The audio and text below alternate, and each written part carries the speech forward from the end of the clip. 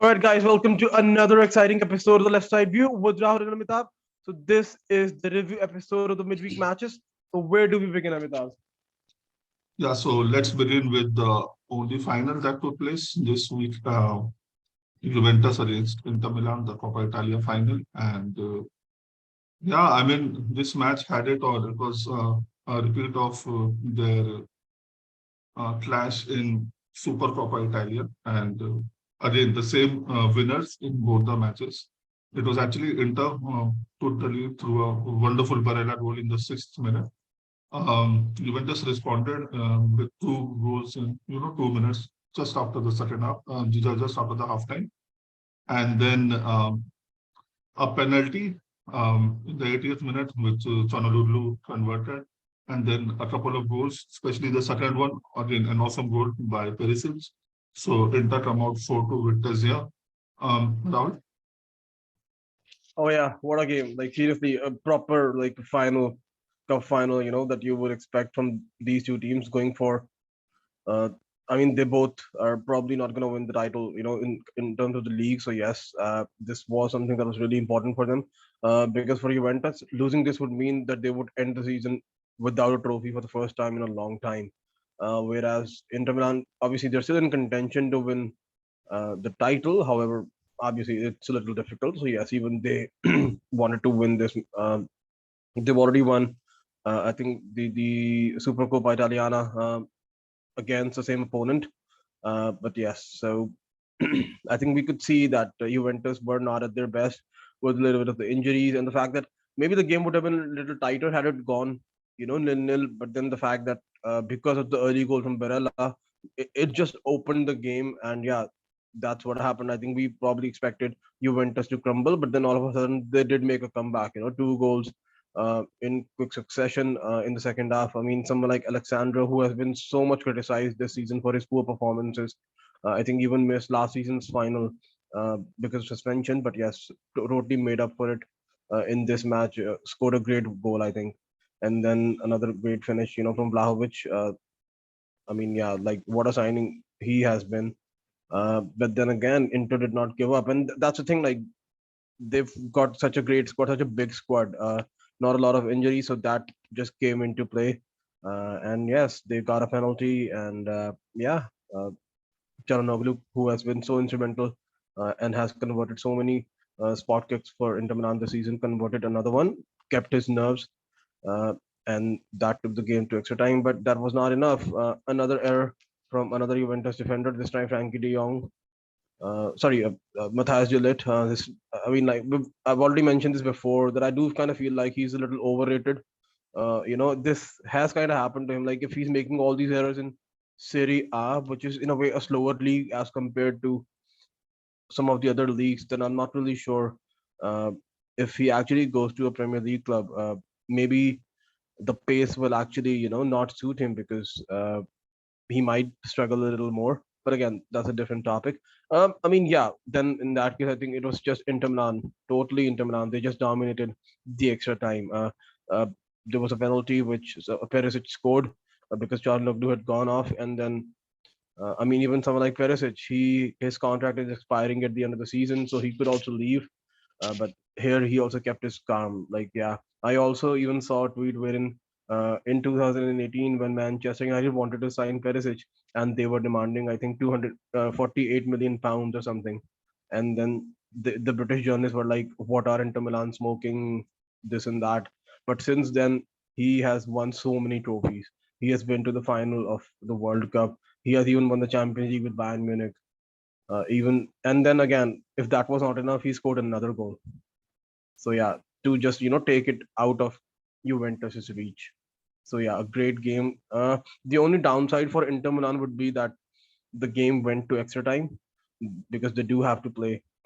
They are still in contention. They're trying to win the title, the Serie A title as well. So yeah, maybe that's something that could play a part in the league for Inter Milan. But yeah, a great game. Yeah, just to add about someone like Matthias De Ligt, even Frenkie de Jong, and we'll discuss that when we discuss the Barcelona game. I mean, both these players were touted so much when they were at Ajax, but somehow I don't think they have realized the potential that at least we thought they had. Again, both of them are making mistakes, and somehow they have not been able to take the next step, even if they have taken the next step in terms of clubs. Their performances have not really, gone in the direction that all of us wanted. So a bit of that, and yeah, both the squads need a lot of overhauling. Someone like Chiellini, he is going to, quit Juventus now, and again, the Dybala story rages on. Now Juventus have made it clear that they're not going to, re-sign him. So again, now the leverage is with the clubs that want to re-sign him. Yes, of course, he's demanding a lot of salary. So I actually feel like there yes, was a rumor that Dybala could go to Inter Milan. Maybe this was the final, yeah, nail in the coffin. Maybe now he's convinced, and maybe like I've got a feeling we'll actually see him play for Inter now. yeah, there was that, but the thing was that was the time when negotiations were on. But now that Juventus have actually said that they are not going to, re-sign him. At that time, he was asking for something like 7 million euros and a pretty high salary. But now, even if he goes somewhere, I don't think he'll be getting that salary. So let's see. Again, just like I said, I think Zeko will move on. So his salary frees up, and let's see how they utilize all the money. I think we've discussed enough about that. But in the same vein, let's discuss the Fiorentina against Roma match on Monday. Again, Roma fresh off their victory against Leicester, and now that they're in the Conference Cup final. But this was an important game for them, and Fiorentina, who have sort of been in some sort of an indifferent form with the loss to Milan and then subsequent victory. So, yeah, a 2-0 win to Roma, early goals by Gonzalez and Bonaventura. So, from there on, it was pretty smooth sailing, standard home victory for Fiorentina. But again, I think, as I think we've discussed, if you come fifth or sixth, we're still in the Europa League places. So the cup becomes an important thing now, and that is what Mourinho will be, and of course the whole Roma squad will be striving to achieve. Rahul? I think this is kind of expected from Roma after their victory over Leicester. I mean, you would expect a drop off. And whereas for someone like Fiorentina, they were actually in a 4-game losing streak. So yes, only one of the teams turned up in this match, and that was Fiorentina, the home team. Two early goals. Yes, it could have actually been worse for Roma. I mean, I remember Mancini not getting a second yellow, whereas I mean, if he was not on a yellow, then he would have definitely been shown a yellow. But because he was already on a yellow, that's the reason why he was not shown a second yellow. So yeah, um, other than that, yes, like we said, that we probably wanted Mourinho to rotate, but at the same time, he did that against Bologna, and they got only a draw. So he did not want to rotate as well. But we could clearly see the players were tired. So yes, that's been an issue all along for Roma. Uh, yes, they don't have the biggest of squads. So yes, juggling all the competitions has been a problem for them, and that's the reason why it was kind of a predictable result. Not that that makes it right, but yes, we expected this, and yes, maybe now they'll get back on track because the idea is again. I mean, they are behind Lazio now, so yes, that is a problem for Roma. But yes, it was still kind of expected. Yeah, so let's move on to La Liga. On Tuesday, we had Valencia against Real Betis. Betis won this match 3-0, three goals in the second half by Ander Silva, Canizales, and Iglesias. But again, you will wonder if it has come too late when we discuss the other results as well. So yeah, maybe a little late in the day, but at least they're trying to finish off the season in the right way and in a rich vein of form. Rahul? Yeah, Betis were just not at the races in this match, I think.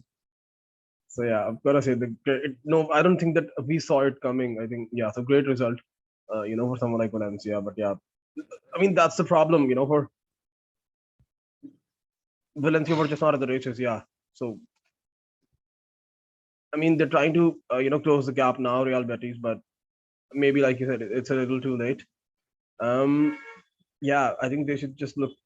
I think in a way they should still be happy with their season. The fact that they've actually won a trophy, something that not a lot of people expected them to win. Maybe they can build on that trophy, that victory, and yes, maybe try to focus on next season and try to close the gap and see if they can actually um, establish themselves as a top 14 under someone like Manuel Pellegrini, who's got great experience. Yeah. Yeah, in the other match, Barcelona against Celta Vigo, Barcelona came out 3-1 victors. One on the first goal by Memphis Depay and a couple of goals by Aubameyang. Iago Aspas responded for Valencia in the 50th minute, and the player Mourinho he got red carded. So again, Frankie De Jong's performance again, continuing our discussion from the Juventus match. Maybe he is one of those assets that Barcelona will be happy to cash in the summer in order to rebuild the squad. And somehow I don't think Xavi prefers him all that much, so maybe he'll be moving on. Round. And if reliable Barcelona's Spanish journalist Gerard Romero is to be believed, then a deal has already been struck with Manchester United, for Frankie De Jong. And the fact that obviously Barcelona need a lot of money, it is something that makes a lot of sense because I think they've already signed someone like Frank Kessié. So yes, I mean signing someone like Kessié on a free and then selling someone that they can get money for. I think that's been the strategy for the past season or so. It's a good strategy. I think it's better than what their strategy earlier was, which just let them down to the ground. But yes, um, I think even we talk about this match. I think a great start. Do you mean the strategy for players like Coutinho? Well, again, I mean, they sold him what? They signed him for 147 million pounds, and they sold him for 17 million pounds. So they incurred a loss of 130 million pounds on someone like Philippe Coutinho. Like that's why they are in the condition that they are, or rather, at least I would say they were in the condition. I think they're still. I And the mean, yes, and the kudos to them. ironical thing was he won a Champions League, and that too with Bayern Munich while he was at Barcelona. And he scored against them. Like seriously, I mean, that's the reason why someone like Messi is playing for PSG, right? I mean, obviously, we can do a whole podcast to be honest about what happened with Barcelona. I mean, that's how bad the decision making has been.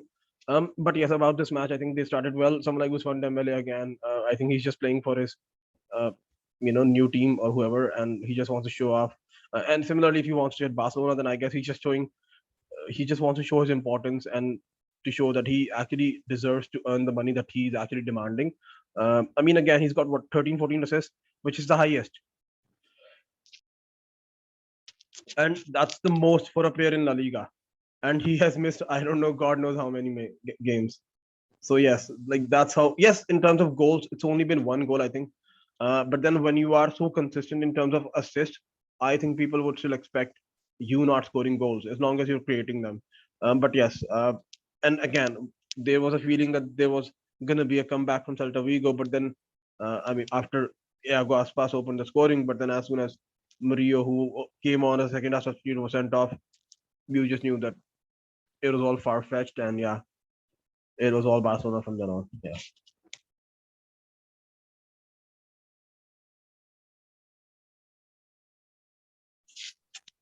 I think we can move Sorry on. for that. Yeah, on Wednesday we had a couple of important matches. Sevilla against Mallorca. Again, Mallorca's third from bottom, and Sevilla could not even manage to beat them at home. Had they won, even they would have, cemented their place in the Champions League place. But I think Sevilla just want to be, as adventurous as possible. They still need, I guess, a couple of points, or I don't know their head-to-head with Real Betis, so we have to check on that.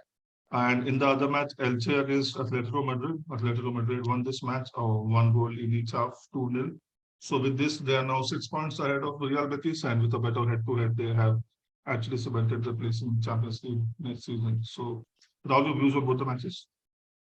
I actually feel like Sevilla will still finish fourth. I mean, they are on 66 points, and I think Betis are on 61. So, since Sevilla always draw their matches, that means they will get 2 more points, so they will be on 68.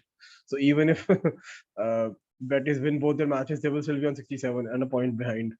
So I think that's the calculation that even Sevilla have done, and they are like drawing matches is okay, which is such a shame to be honest. I mean, uh, I was reading a few articles, and a lot of the Sevilla fans are also like not happy with the work that Julian Lopetegui has done. They feel like he's not the man to take them forward. I mean, a lot of the signings and everything has just not worked. Like they just can't score goals. Someone like Martial and all these players. I mean, man, disappointing. But yeah, I mean, they're struggling to finish fourth. And there was a time it looked like they could actually challenge someone like Real Madrid, who are now getting guard of honors from teams like Levante. But yeah, Yeah. disappointing. And about Atletico's match against Chelsea. I mean, yeah, Atletico, after their victory over Real Madrid and at the weekend, I think they just uh, further, you know, uh, made sure of their place in the Champions League. And yeah, they are in a way back in contention. They have already secured now, I think, their place in the top four. And yeah, they're going to be, I mean, in the 10 seasons since Diego Simeone took charge of Atletico, not even a single season they have finished outside of the Champions League place. So that's how good he has been for them. We have talked about before that maybe it's time for something new, but then again, in terms of the targets that Atletico set themselves, I don't think that they're gonna, as long as they finish in the top four, I don't think they're ever gonna be uh, disappointed with their season. So yeah, I think they're gonna be okay with the top four. They're gonna be happy, which is such a shame. Again, they should be aiming for a better position and a lot more, in my opinion. Yeah, and yesterday we had Real Madrid against Levante. So with the 6-0 win, Levante have been officially relegated. And Benzema scored, one of the 6 goals, and now he's on equal footing with Raul, scoring 323 goals for the club, with only Ronaldo at 450 and the pair. And Mendy scored, Rodrigo scored. I think he just can't stop scoring right now, and Vinicius Junior scored a hat trick. So a convincing 6-0 victory for Real Madrid. And again, Ancelotti, this is something that we discussed earlier as well. Ancelotti started with, I think, his first team and substituted most of them by the 75th minute. The weighted match against Cadiz, I don't think the first team will play. They'll be given a rest. And the final match against Betis, I think again the Champions League team that is going to start there is going to start here and maybe play for an hour or so. So this is how they are taking it from here on. They don't want the players to lose that sharpness and just be match fit. And yeah, then of course there's only one game for them now in the season, and that is the Champions League final. And this is the way they're approaching it. Rahul? I think yeah, I think the lucky team would be Cadiz here, right? Because they are the ones who are trying to avoid relegation. So if they get to play a week in Real Madrid, I think they would be pretty happy with this. Not that they will still win. I mean, it'll still be a difficult task because a lot of the players who will get to play would want to play more and would like to put in a great performance. But yes, I think the winners would be actually Cadiz. Other than that, I think yeah, you kind of expected this kind of result. Vinicius with a hat trick. Even Rodrigo cannot stop scoring. Benzema, yes, tying Ronaldo. I do feel tying Raul. However, I do feel like I was trying to see, like, can he actually surpass Ronaldo ever? I think that's something that's not gonna happen. Like, yeah, to surpass someone like Ronaldo, he's got to do what he's doing for at least 3-4 seasons more. So that's at least as of now looks a little improbable. But yes, he will definitely overtake someone like Raul. Um, Other than that, yeah, great result for Real Madrid. Like, yeah, what more can you say? A team that's, I mean, the only thing is that since they've become champions, they are playing more freely. They don't really have that pressure. So yes, in a way, that's something that's helping them. Yeah. Yeah, just a couple of updates from European football. Ajax and Celtic have won their domestic titles, and for Ajax, Alfred Schroeder has been, named as the next coach who's going to replace Erik Ten Hag. He was a former assistant of Ten Hag in Ajax. So, yeah. Rahul, anything you'd like to say or add here? I'm not really sure if it's the right appointment, but yes, on paper, let's see. I mean, how it works. Other than that, along with Ajax, I think when Celtic have won their title in Scottish League. Uh, I mean, yeah, it's like this, all the seasons coming to an end, and yeah, so let's see. Okay, so we move our attentions to the Premier League now. On Tuesday, we had Aston Villa against Liverpool. Villa actually took the lead through Douglas Luiz in the third minute, and yeah, it just raised all of our hopes that maybe something can happen, but that was quickly squashed by Matip in the sixth minute. That feeling stayed for all but a couple of minutes.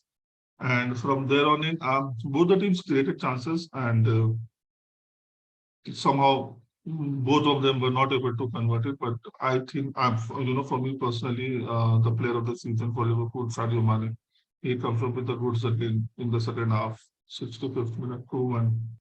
And from there on in, yeah, I mean, Liverpool is Liverpool, and the quality, the difference between the two sides was pretty evident. The only downside for Liverpool was the injury to Fabinho here. I think he's suffered from a hamstring injury and he'll be out for a couple of weeks. Klopp said that they are hopeful that he'll return for the Champions League final, but yeah, we'll have to wait and see on that one. So a 2-1 victory, and after this match again, Liverpool were level on points with City at 86, with City had playing their match on Wednesday. So Liverpool did what they had to on Tuesday. Rahul?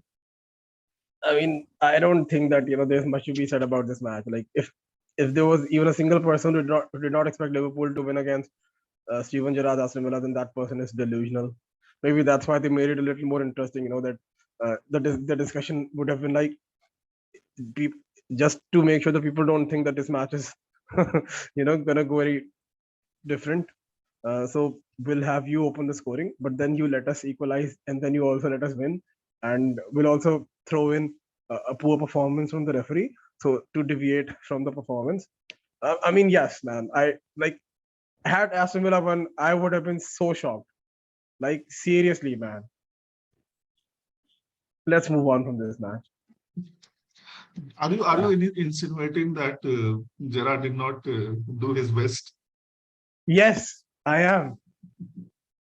Yeah, but on a serious note, I do agree that the refereeing in Premier League for these two match days, mm, you can say even to yesterday night, the North London derby, I don't know what has happened to the refs, man. I mean, they don't see the most clear-cut things, and somehow they manage to see a foul where none has taken place. I mean, some good tackles were deemed as fouls, and some horrendous ones were okayed. I don't know what is happening. Definitely, the referee here, yeah, he did not. I think, nah, I don't recall his name right now, but yeah, the ref was not good. He was not up to the mark. Yesterday, I think yesterday was Paul Tierney, the guy that even Klopp does not like. And in the Liverpool Aston Villa match, it was John Moss, who's actually retiring at the end of the season. So even Gerrard was told that he's Yeah, retiring. So Gerrard was like, yeah, yeah, John good. Moss. Yeah, so yeah, not happy with the quality of refereeing in the Premier League at all. Okay, on Wednesday, Leeds faced off against us. Again, a quick goal by Mason Mount in the fourth minute, and um, we were, pretty dominant. And I think it was par for course given Leeds' performance and again their confidence level as well. In the 24th minute, there was a shocking tackle by Dan James. It was actually a leg breaker, and Kovacic hobbled off. He could not continue. He had to be substituted. Obviously, James was shown as to side, and even he is doubtful now for the FA Cup match. It was 1-0 till this in second half, but in the 55th minute, Pulisic scored, and then Lukaku scored again in the 83rd minute. So, I think the biggest takeaway from this match was the movement of Lukaku, and now, before the FA Cup final, at least he is my preferred striker. Let's see how Tuchel approaches it.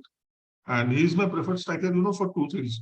First of all, of course, against the tall, burly defenders of Liverpool, he's someone who can, stand toe to toe with them.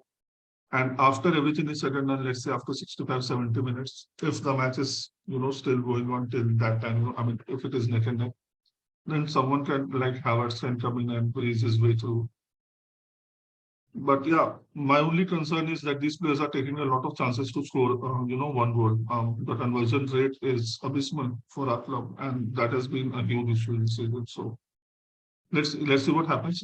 Maybe I'm getting a little ahead of myself, but as far as this match is concerned, again, I don't think anybody doubted that we would win. And yeah, as far as Leeds is concerned, I think they're in in real trouble. Hypothetically, Burnley can lose all the matches and still be in the Premier League because of the goal difference. And Leeds have two matches at home against Brighton and away at Brentford. They just have to win one of them and then hope that Burnley drop points against Tottenham. And I don't know Burnley's opponent in the last match with them. So whatever, I mean, they just have to try and the best scenario will be 4 points, but they have to win at least one in order to stay in contention because and the problem is with so many injuries and now these red cards and even Harrison hobbled off with a holding his groin. I don't know if he is going to play now. The squad is just so thin and they showed the owner of Leeds during the match and he was holding his head and maybe he was thinking I should have done something in Jan. Rahul, your views on this match? Honestly speaking, I mean, it's all down to Leeds, man. Like poor decisions. I think obviously it's hindsight, right? I think they waited a little too long to sack Bielsa. They should have done it at least 2 or 3 games sooner. Maybe they would be in a different position now. That's I think, and the fact that now in like this is second game in a row and they're down to 10 men. Earlier it was someone else who was sent off. Now Dan James. So you can't blame anybody else. The first thing is to keep 11 men on the pitch to have a chance. If they're not doing that, then no manager can do anything. Yeah. Moving on, Watford against Everton, again, an important match for Everton. I think Lampard played safe here. I think he went there to get a point, and that is exactly what he got. Nil-nil draw. They tried to show that they want all 3 points, but again, I think that was more of an optics than they actually going out to dominate Watford. Even they know that only one of the teams will go down, and right now they are the least likely to go down. They have a couple of points lead over Burnley and Leeds, and of course, in the whole difference of Leeds, that may be the most important factor at the end of the day. So again, Lampard played it safe. He has one more home game to go, and maybe he's banking that he'll get all 3 points there. So yeah, and okay, Rahul, your views there. So yeah, it does seem like that was the case, and if it was, I'm not really sure if it was the right strategy, to be honest. I mean, if they could get a point, if they could get a victory away to Leicester, I think they should have gone for more against someone like Watford, who has already been relegated. I mean, because they still have to go to Emirates, right? And Arsenal will also be looking to make sure that they qualify for the Champions League. So yes, they're putting a lot of hopes on their one home game against Brentford, and Brentford are a tricky team, right? They can even beat Chelsea away, and they can even lose to the worst of teams at home. So that's how inconsistent or unpredictable Brentford are. So I'm not really sure if that was the right strategy, if that was a strategy. But yes, in a way, like even Lampard said after the match that someone like Mason Mount helped Chelsea. So yes, they got a result against Leeds, and that's why maybe in hindsight it looks a good result for Everton. Yeah, so we can move on, I guess. Yeah, and on Wednesday, the last match was Manchester City against Wolves. It was actually at the Molineux, so and it was a Kevin De Bruyne show all through. I mean, 4 goals, and each goal was better than the other one. Llorente scored in the 11th minute, and it was 2-1 at that point of time.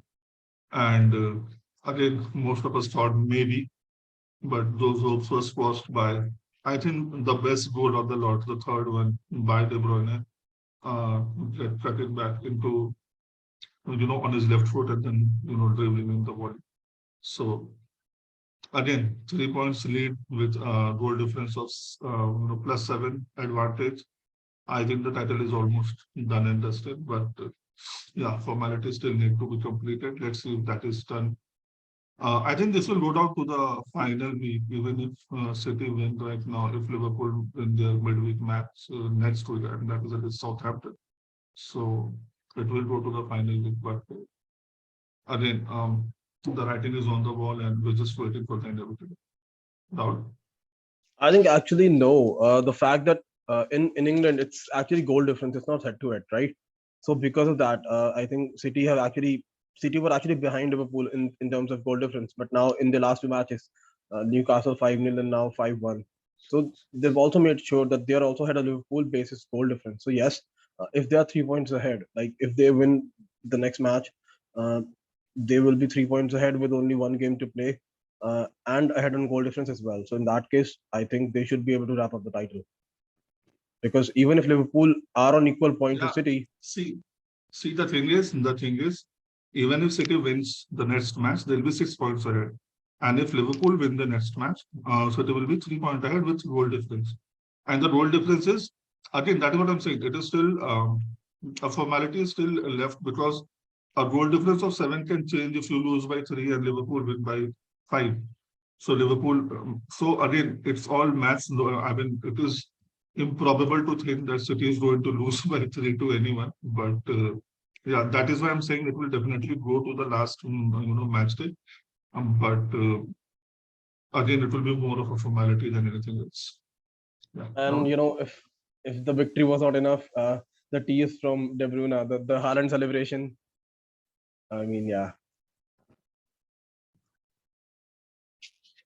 I it think was we a can move perfect on. welcome. Yeah, Yeah. And just one match left yesterday, the North London Derby. And first of all, kudos to the atmosphere. I mean, I think a lot of the neutrals were looking for, looking up to this North London Derby. I know I was one of them. And in the initial phase, yes, Arsenal were dominant, but once Tottenham got the first goal in the 22nd minute through that penalty, Rob Holding, it was actually Cedric, and Rob Holding had been put by them. Then there was that red card, and yeah, Arteta was fuming, and I don't know how he's still backing his players, how he's not sure that those two fouls were fouls. Um, but yeah, after that, one more goal from Kane and then a goal from Son in the second half. From there on in, Tottenham actually took their foot off the pedal, and they played it pretty calmly because they have a match on Sunday, and now they know that even though they are 1 point behind, you would rather be in their camp than in Arsenal's camp, because Arsenal have to go to Newcastle and then they are at home against Everton, and again on paper two difficult games. So yes, a great performance by Tottenham, and I just think that those two matches where they did not score even a shot on target, did not get even a shot on target. One was against Brighton, and I don't recall the other one. Maybe I that think will come Wolves. back to goals. Okay, so had they got even 1 point, because their goal difference is like after yesterday's match, I think it's 10 or 11 better than Arsenal. Had they got even 1 point from those matches, it would have been so much easier for them. But now they're waiting for Arsenal to slip up. Let's see if that happens or not. Rahul? I think, yeah.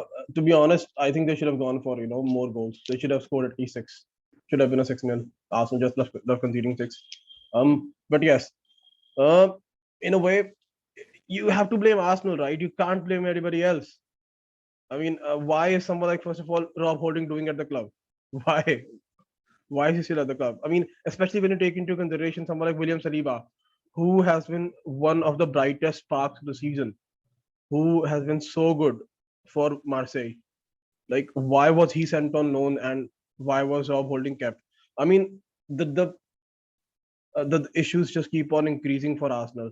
Ben White was injured, was not fully fit, was on the bench, did not even come on, even when Rob Holding was sent off.